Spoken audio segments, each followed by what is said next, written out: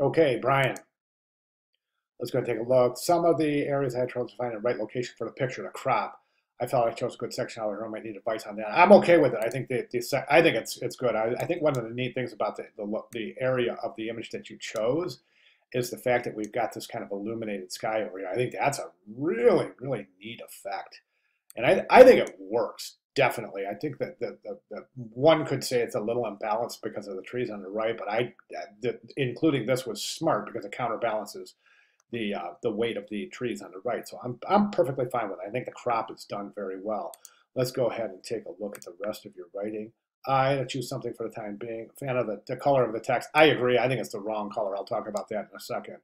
Animation was easy. Okay, let's go ahead and jump over to the banner ad itself. Okay, so now, first of all, I think that there's a couple of things missing in the ad. For them, first and foremost, that the masked image from assignment 2-1, it needs to be, it's required in the magazine and the banner ad. So I think you had that dolphin, which as you remember, I recommended maybe thinking about a different masked image. The dolphin wasn't working because it just wasn't on the same focal plane that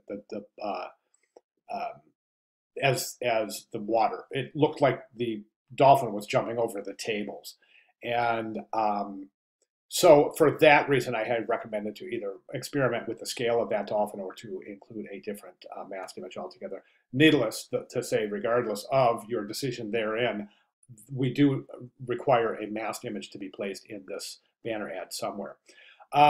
Okay, so your animations, I think your animations look really good. Nice job there. The fades are gorgeous.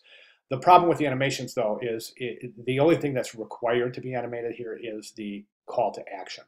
So kids and teens stay free. That's the only thing you really want to animate. Fun for everyone. I don't even think we need that. So family inclusive, that stays, right? And I would recommend, listen, I'm going to tell you something. This purple just fits so well with this image because look at this palette right here in this part of the sky. I mean, that's a perfect fit. I would recommend going straight to purple for the darker purple for the type. Family inclusive, that stays, and then fade this in. Make sure that this is basically family inclusive. You can put this in Arial bold italic. Okay, reduce the size a little bit, remove fun for everyone, keep this family inclusive. Keep that. That doesn't animate. Move it down just a little bit. Reduce the size of kids stay free, and then animate that in.